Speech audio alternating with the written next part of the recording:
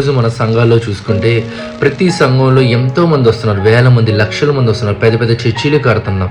కానీ చూసుకుంటే ఆ చర్చిలో ఉన్న సంఘస్థుల్ని మన చర్చిలోకి, లేకపోతే మన చర్చిలో ఉన్న సంఘస్థులు వేరే చర్చిలోకి అలాగా వెళ్తున్నారు. కానీ కొత్త జనం మనం చూస్తున్నామా? కొత్తగా వచ్చేవాళ్ళు కూడా యేసుప్రభుని తెలుసుకున్న వాళ్ళే వస్తున్నారు. కానీ ఎవరు అసలు యేసుప్రభు గురించే తెలియదు అన్నోళ్ళు చూస్తున్నారు. చాలా చాలా అరుదు. 98% క్రైస్తవులే ఉన్నారు. ఎందుకంటే మిగతా వాళ్ళు రావడానికి మన అవకాశం ఇవ్వట్లా. భయపెడుతున్నాం, దశంభాగాలతో భయపెడుతున్నాం, దెయ్యాలని భయపెడుతున్నాం. ఏదో అసలు సాక్ష్యాలు ఎంత అసహ్యంగా ఉన్నాయి తెలుసా? సాక్ష్యాలు, ఆ సాక్ష్యాలు వింటే యేసుప్రభుకి మహిమ రావట్లా. యేసుప్రభు మీద అవమానకరమైన, హాస్యకరమైన పదాలు వస్తున్నాయి. అలాంటి సాక్ష్యాలు చెప్పేస్తున్నాం మనం. మరి మనం చేసేది, మనం చూసేది ఏం చేస్తున్నాం? చూడండి, ఈరోజు యేసుప్రభు మనకి చెప్పే వాక్యం ఏంటంటే, అన్యజనులు అన్యజనులని వాళ్ళు ప్రేమించమన్నాడు.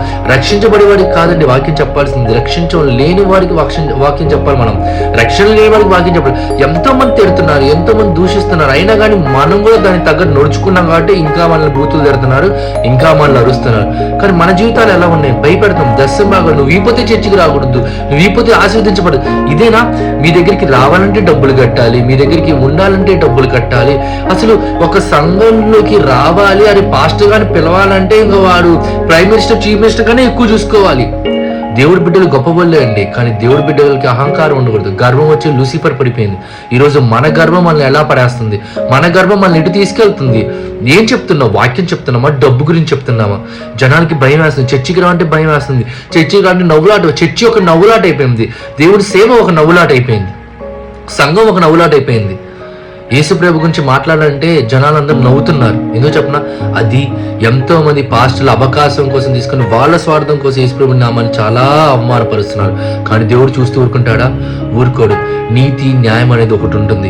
అందుకనే యేసుప్రభు తప్పు కాదు, యేసుప్రభు గురించి చెప్పేవాళ్ళు అలా సరిగ్గా చెప్పలేకపోవడం తప్పులు చాలా తప్పుదారులోకి వెళ్ళిపోతున్నాయి.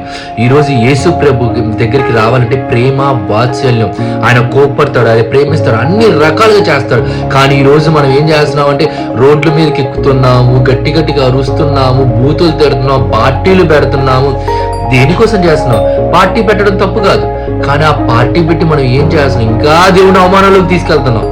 చూడండి, మనల్ని దేవుడు ఇంత ఆశీర్వదించి ఇంత గొప్పగా చేసినప్పుడు దేవుడికి మహిమ తేపైనా పర్లేదు, కానీ దేవుడికి అవమానం తీసుకురావాకండి. ఎందుకంటే అవమానించే వాళ్ళని కూడా ఘనపరిచే దేవుడిని మనం అవమానపరిచేలాగా మన జీవితాలు మార్చొద్దు. అలాంటి జీవితాలు ఉన్నప్పుడు యేసుప్రభు నుండి దూరంగా వెళ్ళటం మంచిది, దగ్గర ఉండటం కాదు. ప్రజల్లో నుండి దూరంగా వెళ్ళటం మంచిది. ఆ ప్రజల్లో యేసుప్రభుని దుష్కరంగా మారటం కన్నా.